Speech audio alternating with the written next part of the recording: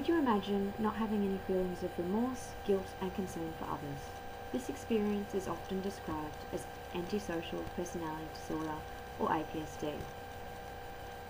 In the following multimedia presentation, we will have a brief look at what APSD is and how motivation relates to it. Antisocial personality disorder is characterized by maladaptive personality traits. It is characterized by a pattern of socially irresponsible, exploitative, and guiltless behaviour as evidenced by a tendency to fail to conform to the law, to sustain consistent employment, to exploit and manipulate others, and to deceive and fail to develop stable relationships. Motivation is the study of those processes that give behaviour its energy and direction. The basic definition of this is that motivation, or to move, entails action. Individuals are guided by internal motives that encompass needs, cognitions, and emotions. For example, we eat when we are hungry, we are sad, and we may make decisions about what is making us sad. So how do motivation and APSD relate to one another? Motivation can include approach and avoidance behaviours. In APSD, these behaviours and their motives can be seen as deficient.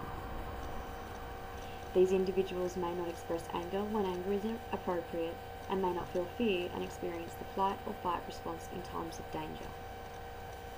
We have now looked at a brief description on antisocial personality disorder and motivation. We will now look at neurobiological functioning in APSD and what processes underlie the manifestation of the disorder. In APSD, there is a deficiency in the amygdala. The amygdala is located in the medial temporal lobes in the brain. It is part of the limbic system and regulates expression of emotion. It is responsible for physiological states like fear and behavioural states of aggression. It also mediates defensive behaviours in stages of fear and anxiety. Individuals with APSD show reduced neural response to threatening stimuli, aversive conditioning, and emotional response. They show reduced capacity to interpret the distress cues of others. They have also been unable to empathise with others due to lack of stimulus response and reinforcement associations that lead to maladaptive motivations for behaviours. Now that we have looked at the underlying neurobiological processes, we will look at neurobiological theories of APSD. The three main ones are under-arousal hypothesis, the fearlessness hypothesis, and Gray's biological personality theory. The under-arousal hypothesis states that individuals with APSD suffer low levels of cortical arousal. According to Yerkes-Dodson law, individuals with high or low levels of arousal experience negative affect. Consequently, individuals with APSD experience the need for constant stimulation to reach arousal. This is theorized to motivate the individual towards their maladaptive antisocial behaviors. Those with APSD are theorized to possess a higher threshold for experiencing fear. This is called the fearlessness hypothesis. This is secured by the inability to respond and learn from punishing consequences of antisocial behaviors. Individuals have problems with passive avoidance or punishment-induced behavioral inhibition. Lichen studies on anxiety-mediated learning found that APSD sufferers have blunted responses in times of fear due to lowered anxiety. Now that we have looked at the underlying neurobiology, we will look at motivation and its role in APSD. There are three main motivational theories on APSD: the response modulation hypothesis, approach and avoidance motivations, and the motivational imbalance model. The response modulation hypothesis states that individuals with APSD have difficulty learning to inhibit punished responses.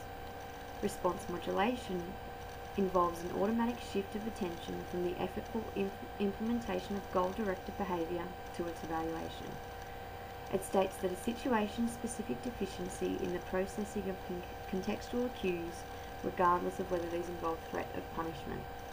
Those with APSD basically have difficulty in suspending reward-orientating behaviour in order to accommodate feedback from the environment.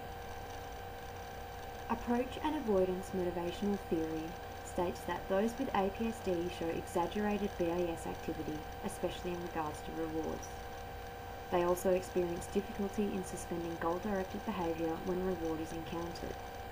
Arnett hypothesises that it is reward-oriented behaviour that those with APSD have a hard time with, not punishment, as found in many theories. The motivational imbalance model is carried on from Gray's theory of the BIS and the BAS. This model argues that the inhibitory properties of the BIS and BAS cause the maladaptive motivations and behaviours in APSD.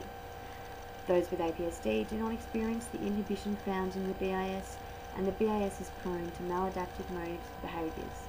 For example, anger and violence are usually an inhibiting emotion, yet for APSD it may not have this effect. Now I will briefly look at emotion in APSD and look at the emotional deficits that motivate the individual. Individuals with APSD have difficulty responding to emotions, more so for some and not others, i.e. fear and sadness. They show higher facilitation to negative, not positive words. Individuals also have a difficult time distinguishing the emotions in other individuals' faces. Common study techniques on emotion in APSD are the lexical decision task and the face discrimination task. In regards to physiology and anxiety in APSD, do individuals with APSD have different physiological responses and show less anxiety in times of stress than those without the disorder? Emotional experiences. They have been found to have dull physiological responses when studied using electrophysiological methods, facial response, heart rate, and skin conductance.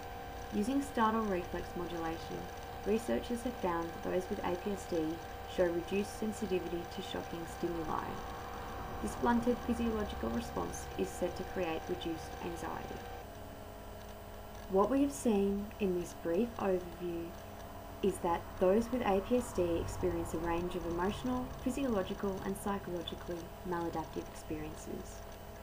So think, when you feel the pain of another's heartbreak or the joy of someone else's success, imagine what it would be like if this was taken away from you, and you will have an idea of what it is like to live with APSD.